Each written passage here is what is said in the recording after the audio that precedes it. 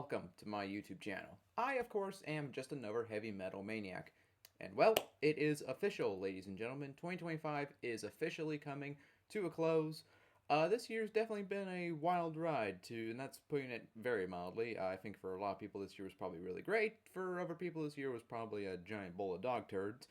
But regardless, it is almost over. 2026 is approaching rapidly. And, well, we made it, regardless of all the chaos and the confusion and all that other stuff. We've made it to the end of the year. And now is the time of year where I discuss, or we all discuss, I should say, our favorite metal albums of 2025. Now, believe me when I say that this list was extremely difficult to put together because they're just like last year, 2024. This was an absolutely great year for metal, I would say. So many just killer releases all coming out all the time. You know, whether it be old bands putting out new albums or new bands putting out new albums. Just great music all around. Yeah, sure, there's a couple stinkers here and there, and I'll maybe make a video about that sometime later. But even despite all that, I think this year has just been another great year for metal in terms of just awesome new metal albums. And I've compiled a list of my 10 favorite, and don't take this list as like gospel or anything, obviously. This is all just purely my opinion, and really, it honestly only like the top two or top three maybe is like really set in stone as to what I think is the best because the rest of these could easily be interchangeable and even maybe swapped out with some other things. I do have a few honorable mentions I want to quickly rattle off here before I get into the actual list, so I'm just going to do that really quick. And of course, I feel like I should mention that we're only counting full-length albums, so no EPs, no like compilations or any of that stuff. Just full-length albums that had to have been released sometime this year. So yeah, I'm gonna quickly just go through all my honorable mentions. Not gonna spend as much time talking about them as I did last year because they are kind of just supposed to be honorable mentions. But the honorable mentions I want to discuss are Giants of the Twisting Sun by Crown of Anguish, Never Known Peace by Doomsday, Scapulomancy by Hedonist, Ascension by Paradise Lost, Volume 6 by Sacrifice, From the Visceral Abyss by Titan Blood, Impenitence and Ruin by Tribunal, and Popol Vuh, hopefully I'm saying that right, from Volan. So those are just a few honorable mentions. Even though they didn't quite make my top 10 of my list, I think they're all excellent albums that definitely deserve your time and your attention. Definitely check them out if you haven't heard them.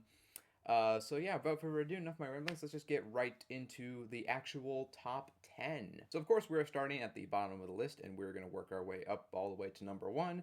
And my number 10 choice is Changelings from Species. So this is the second studio full-length album from this Polish technical slash progressive thrash metal act, and this is my favorite thrash metal album of 2025, which I think is really saying something because we've had a lot of really good thrash metal albums that came out this year. I already mentioned Sacrifice and Doomsday. Those are two absolutely amazing thrash albums, but we also had releases from bands like Warbringer and Coroner and Testament that I think were all really good as well.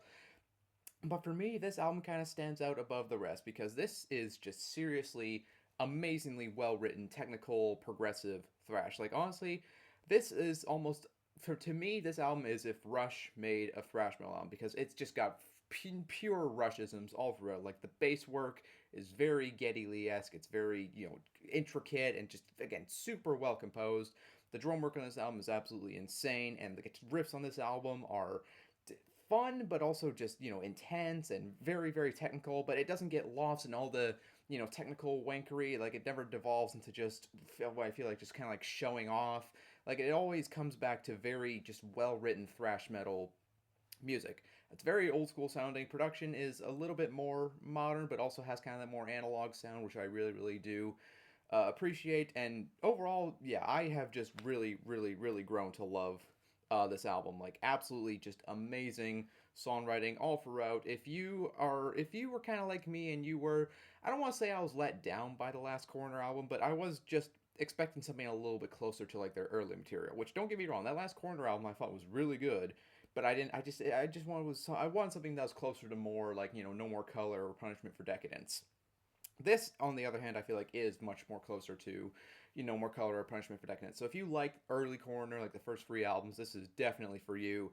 I also say if you love stuff like Voivod and Toxic and Watchtower, and again, Rush, because there's Rushisms all throughout this album, and yeah, if you are just looking for some very well written technical prog thrash, because it can, kind of skirts that line between those two styles, this is a really, really good album that I highly, highly recommend you check out. And coming in now at number 9, we're going to be talking about some death metal. And this year had some pretty excellent death metal albums, if I do say so.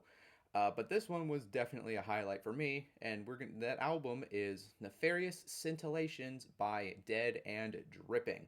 This is the 4th studio album from this one-man New Jersey-based brutal death metal project, and when I say brutal death metal, don't get it twisted. This is not like caveman brutal death metal. This is not just like endless suffocation breakdowns and stupid slams and just, dumb guttural vocals. This album is, quite frankly, a lot more than that. This is a very strange, brutal death metal album, but I, for one, have really, really love it. Of course, Dead and Dripping, the band's name is obviously a reference to the Cryptopsy song, which is a great fucking song.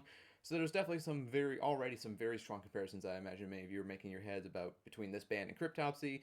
And yeah, Cryptopsy is definitely part of this band's sound, but there's also a lot more going on because yeah, it's fast, it's brutal, it's very technical, like there's just, crazy blast beats, sorry, and just crazy, guitar work all throughout.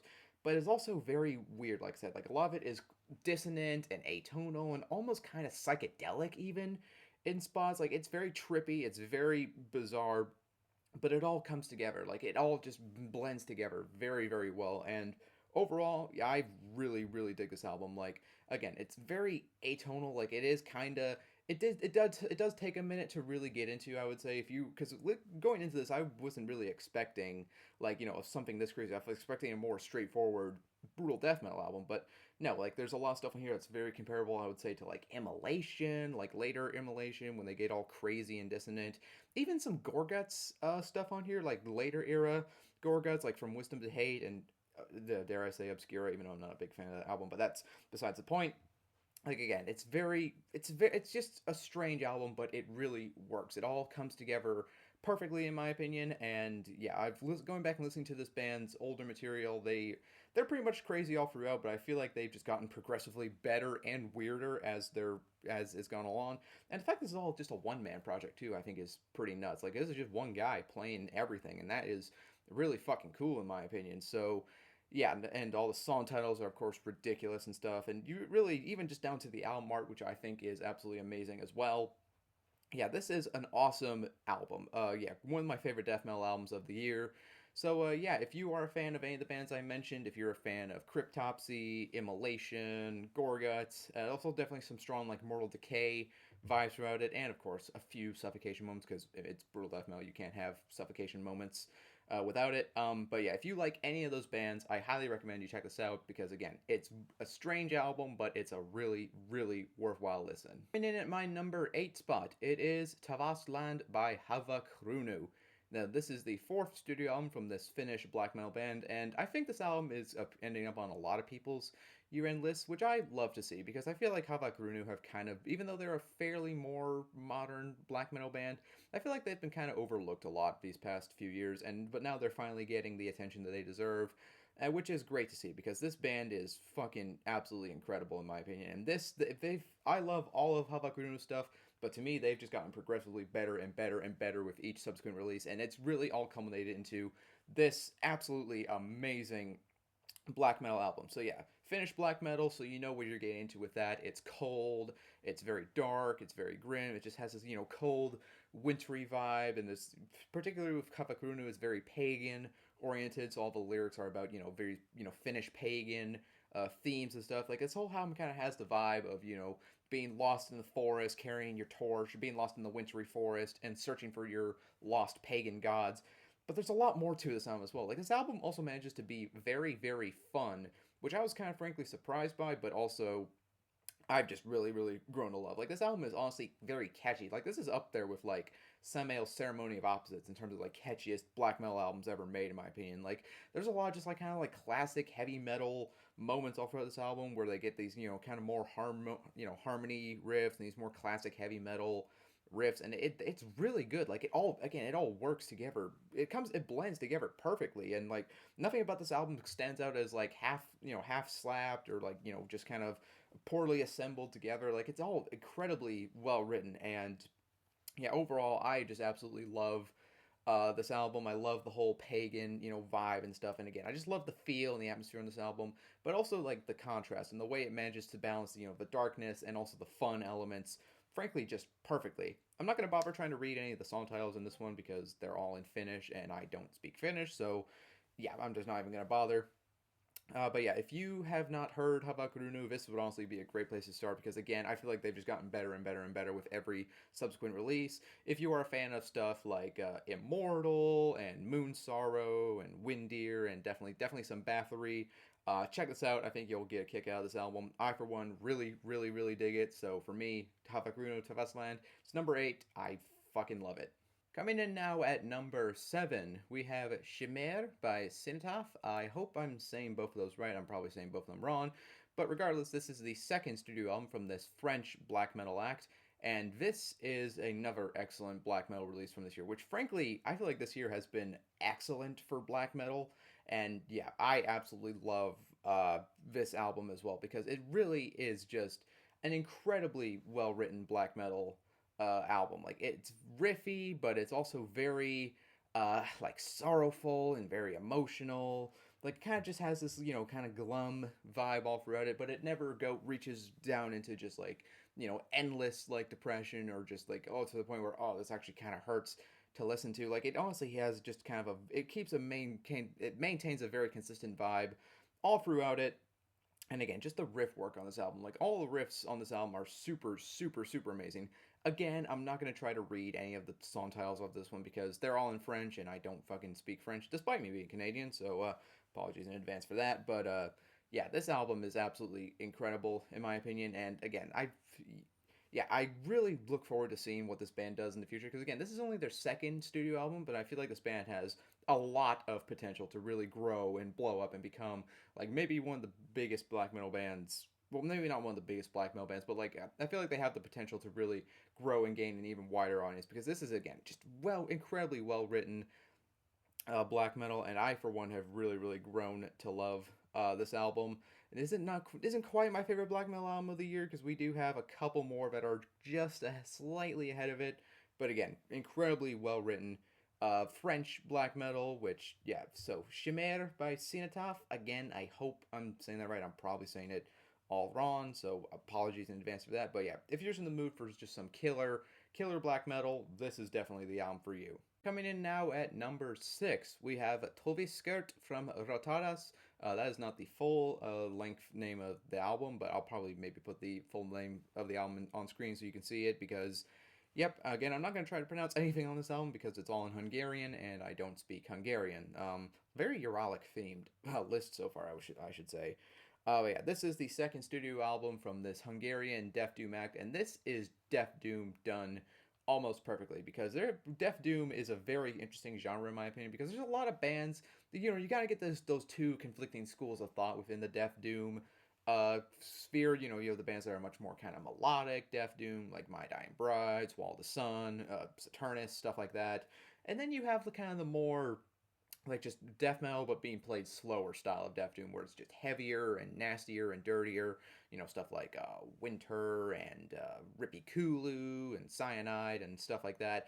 This one definitely I would say leans more towards that style of Death Doom where it's death metal but it's just being played slow and heavy and it's just dirty and sludgy and nasty, and it doesn't go too far into death metal because that's a thing I've noticed with a lot of kind of more modern like death doom acts is that they're like 90% death and like 10% doom. It's like, yeah, really, it's just kind of like I was looking for more doom in this album. Not to say it's bad or anything, but I feel like they sometimes let the death metal take over a little bit too much. This one they find a great balance between the death metal elements and doom metal elements because there's definitely moments in this album where it's faster, it's much more just kind of like pummeling death metal, but then you have moments where it gets slow and crushing and just it is nasty and heavy. And then you even have some more melodic parts that can even come through every now and again. Like I wouldn't call this like a melodic Death Doom album, but there's definitely great melodies that occasionally pop up, and it gives this album, much more of a nicer contrast where, it's not just all doom and all gloom and all evil. Like there's hints of melody, and it really can really not like super pretty melody or like this is like accessible melody. Like no, it's still kind of like Death Doom melody, so it's very they're sorrowful, they're very, still heavy, but it gives a nice contrast to all this, all this heaviness and all this just doomy death metal goodness. And I, for one, really, really do love this band. I think this is even better than their first album, which I also really, really love. But this album is so fucking good, and really, this is just again amazing, amazing Death Doom album.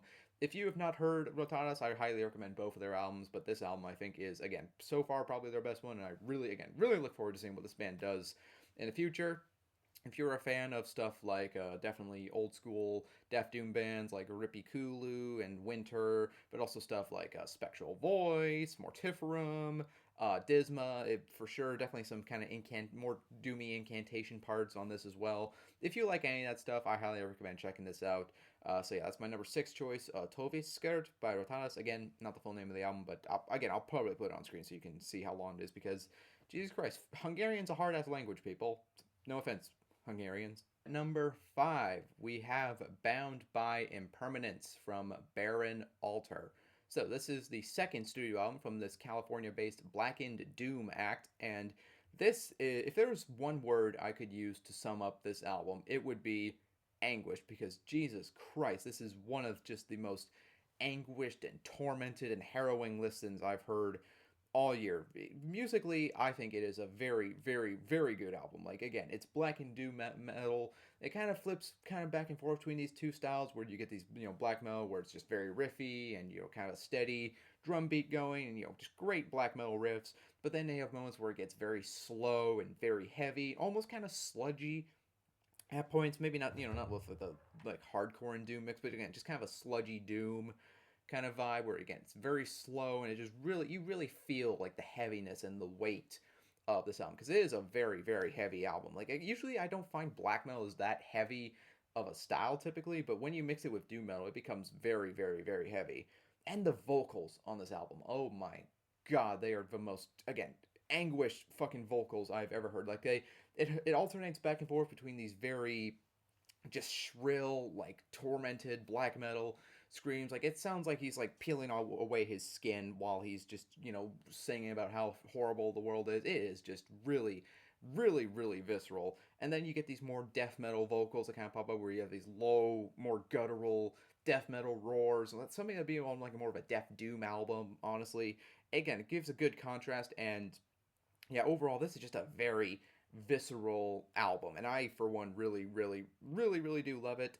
I haven't really seen too many people talking about this one, which again I think is a damn shame because I think this album definitely deserves your love. And yeah, if you love stuff like, I would definitely say probably Dragged into Sunlight is a pretty good comparison. If you love that style of just like kind of more blackened doom metal and it's just very heavy, anguished, tormented style, this is definitely the album for you. Bound by Impermanence by Baron Alter. Excellent, excellent album. So coming in at my number four spot, this is not really an obscure pick by any means, but I just had to include this album because I have absolutely fallen in love with it. And that album is Shadow Play by Drudkh. So this is the 13th studio album from this legendary Ukrainian black metal band. Definitely Ukraine's biggest export in terms of like extreme metal, I would argue. Yeah, this band is pretty legendary for a reason, and yeah, I absolutely adore this band. I pretty much knew when this album came out that it would probably end up on my year-end list when I listened to it because Drudkh is my favorite black metal band, and yeah, this isn't still is not my favorite black metal album of the year, surprisingly, but yeah, I've absolutely loved this album. Like all five of the songs on this album are just so incredibly well written. Like April, the first. Apparently, some people don't like the opening track, "Scattering the Ashes," which I, for one, just do love the track. I think it's just a great, slow, atmospheric opener. Really sets the mood and the vibe of this album perfectly. Now, does this album reinvent the wheel? No, it's Drudkh doing what Drudkh does, but again, they don't need to reinvent the wheel. They've already pioneered, I would argue, the best style of black metal there is, that kind of balance of atmospheric and folk black metal all combined into one. And yeah, it's just, riffs all throughout this album. It's very, very riff heavy, but again, it's very atmospheric. Like, it doesn't get too lost in the atmosphere, it doesn't get too lost in the riff work. Like Drudkh always does, they find a perfect balance between those two styles. I also just kind of love the very melancholic vibe all throughout this album. Like, I can't help but feel like very recent events in Ukraine, which I'm sure I don't need to mention what those are, have heavily influenced like the vibes and the feels all throughout this album because again, it just has this very melancholic, very kind of sad, depressive sort of vibe and feel all throughout it. But I've really, really grown to love it. So for me, yeah, Shadow Play by Drudkh. Again, I pretty much when I first heard it or when I saw it was being released, I was like, oh yeah, that's gonna be one of my favorite albums of the year, and it is. It is my number four, but again, still not my favorite black metal album of the year. But yeah, I mean, Drudkh. If you know Drudkh already, you probably already know this album. If you somehow have not heard Drudkh at all, but you are a fan of stuff like it's definitely like Burzum and like Forgotten Woods and like a little bit of like summoning and stuff like that, this is a very, very excellent band that you should check out, and this is honestly not a bad place to start. So for me, Shadow Play by Drudkh, it's number four. I absolutely love it. And finally, we reached the top three, and my number three choice is Mendacium from Evoken. Yeah, this is their seventh studio album, and this is a New Jersey-based funeral doom act. And yeah, this is another Evoken, as far as I'm concerned, can do no wrong. All of their albums are fucking excellent, like 10 out of 10. There's not a single, even so much as a lackluster song in Evoken's catalog, in my opinion. So yeah, I absolutely adore this band, and this album is simply no exception because it really is just a perfect funeral doom album. I always have liked Evoken for being kind of a little bit more different than their other funeral doom contemporaries in the sense that their sound is much closer to like the original kind of death doom style than a lot of other funeral doom bands like Skepticism or Esoteric. But it's still very funeral doom esque. Like it's still just very heavy and anguished and just it's like the weight of the entire Atlantic Ocean is crushing down on you. That is how I feel about funeral doom, and that is no exception to this album. Which again, it is a little more. It's got some more kind of death doom parts to it, where it has moments where it kind of picks up the tempo a little bit, like the drum work is a little faster, the guitars get a little faster, but then goes right back into just being slow and anguished and just crushing you under the weight of everything. And yeah, I just for one have absolutely grown to love this album, and I say grown to love it. Like this album, I loved it the first time I heard it, and yeah, like I said, Evoken can do no wrong. I don't think they'll ever release a bad album. But yeah, I absolutely love this album, and this is just a perfect funeral doom album. Definitely my favorite doom metal album of the year. So again, if you like Evoken, I'm sure you're gonna love this album because again, do they really reinvent the wheel? No. Do they need to? Also no. If you love other bands like Ahab or Esoteric or Skepticism, Thergothan, definitely some like kind of disembowelment moments as well. And again, more traditional Death Dooms. Even if you like stuff like say like November's Doom or like Decomposed and stuff like that, I feel like you'll really get a kick out of this album because I've even seen people who were not big Funeral Doom fans really praise this album. So I feel like that definitely gives it some points. So, but yeah, Mendacium Evoken, it's my number three. Fuck, what an amazing album. Coming in now at number two, we have La Grande Heresie by Zakidus.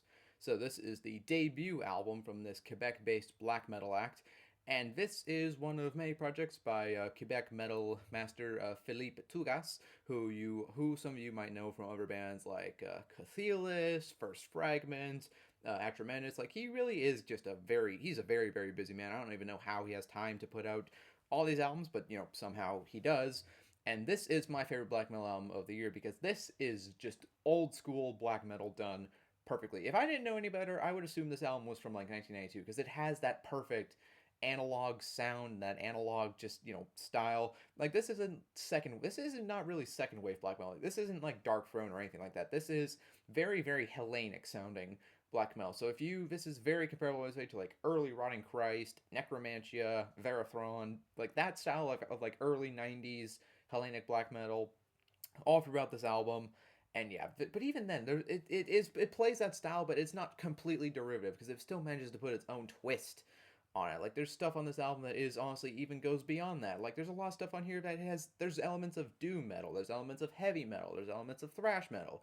There's stuff on here that reminds me of like Running Wild. Like there's a riff on here, and it sounds like something that could have been on like Death and Glory or Port Royale. There's stuff on here that reminds me of like Mortuary Drake, but that kind of more thrashy style. There's stuff on here that honestly feels a little bit more comparable to like Death SS and stuff like that. But yeah, this album again, every single song I think is amazingly well written. The bass work on this album is fucking incredible, and I really love black metal albums where you can actually hear the bass because I love bass, and I feel like bass definitely gets lost in some black metal. But the fact you can hear the bass on here, I for one absolutely love, and yeah, just amazing riff work all throughout. And yeah, that, like, I really have nothing bad I could possibly say about this album. Like, this is just a perfect album in my opinion. So yeah, if you love, like, again, early Greek black metal in particular, if you love stuff like Necromantia and Veraphron, this is an absolute must listen. But again, if you love stuff like, again, Mortuary Drape, there's definitely some stuff I would say is comparable to Mystifier on this as well, or even again, even like Running Wild or like Halloween. Like, if you love any of those bands, everything is on here. Like, this album does that kind of early style of like the that weird period where the first wave was becoming the second wave. This album fits perfectly in that style, and it takes the best elements from the best bands and just combines them all perfectly. And Philip Tugasi really is just kind of a metal genius in my opinion, because he's been able to play so many different genres, from like crazy technical death metal to funeral doom, and now to this, old school black metal style. Like, he really is kind of a genius, I would say. So yeah, La Grande Heresy by Zakidus. I absolutely love this album. I could go on and on and on, but it's not quite my number one because it is my number two, obviously. But so the one just edges it out ever so slightly. But again, this is such an excellent album. If you've not heard it, you're missing out big time. Finally, we reach my number one choice, and my number one album of 2025 is Wolves of the Trench by Grenadier. This is the second studio album from this Newfoundland based melodic death metal band, and this is my favorite album of 2025. As I said, obviously it's my number one, but god damn, this album is fucking absolutely perfect. So this is, in my opinion, what melodic death metal should be, because with a lot of melodic death metal, it lets the melody becomes too centric. Like, it let the melody kind of overtakes the death metal elements, especially with like death metal bands that kind of melodic death metal bands that implement like clean vocals and stuff like that, or clean choruses. Like, sometimes it just gets lost. But this is that niche of heavy melodic death metal bands. Like, this is very comparable to stuff like Argo Slant and Intest Embolism and everything of like that. But I think this album does it absolutely perfectly. Everything about this album is perfect. Production is amazing. Like, it's still kind of like old school, raw, more death metal sound, but it lets the melodies shine through perfectly as well. And again, it's very melodic, but it's also very riffy. Like, there's just moments on here where it's just, flat out pummeling death metal, and then it goes into some elements where it's just like kind of these more thrashy riffs, and then it goes right back to these great, intestine ballism esque melodies. And then there's even elements on here that's almost like kind of black metal oriented, where the vocals go more shrieky and it kind of gets more blast beaty and more tremolo-y. It is fucking really incredible. There's even hints of clean vocals on here, like I said, which I know I complained about clean vocals a little bit earlier, but they only pop up on one song, and it really works. It comes out of nowhere, but you're like, whoa, that actually sounds really fucking good. Now, is this better than their first album, Trumpets Blare and Blazing Glory? That's a really fucking tough call. But man, I've absolutely fallen in love with this album. Like, again, this is my favorite melodic death metal album. Not just melodic death metal album of 2025, my favorite death metal album of 2025. It's my favorite metal album of 2025. Period. Yeah, I absolutely adore this band, and this album is simply just chef's kiss. And again, if you're a fan of any of the bands I mentioned, if you love stuff like Intestine Ballism, Argos Land, House of Atreus, Vehemence, any of those bands, Sacrifix, any of those bands, this is an absolutely essential must listen. And yeah, Wolves of the Trench, Grenadier, I just love all the lyrics on this album and stuff, like all the history and the war and everything. I could go on and on and on about how much I love this album, but I don't want to make this video overly long, so I'm just gonna kind of end it right here. So yeah, those were my top 10 albums of 2025. What are your guys' list? Please leave them down below. I love to read all your guys' comments about your favorite albums of 2025. If there's anything I missed, please, or you think I should listen to that didn't end up on this list because maybe I just didn't hear it, please leave it down in the comments below. Again, I love to read your guys' comments. And I will probably maybe put out a couple more albums later this month, but although, I mean, depending on how things go, this might be my last video of 2025. So if that is the case, I'll see you guys in 2026. If not, I'll probably see you guys sometime later. I'll probably do a tier list or something. But yeah, thank you all so much for watching this. If you made it to the end, you're awesome, and I appreciate you. Do consider subscribing if you would like to see more content like this. Do consider leaving a like and all. Again, leave your comments down below. I also do have channel memberships. You don't have to, but if you would like to, you can support me. I believe they're only 99 cents a month. Yeah, if you want to support the channel and possibly get access to some members only live streams and exclusive emojis, please do consider it, and I would really, really appreciate it if you did. But again, if you just want to, if you don't want to do that, and you just want to watch my videos normally, that's totally fucking fine too. I love all of you, and I appreciate all of you. Thank you all so much for watching this video, and I'll see you in the next one. Have an excellent day. So long.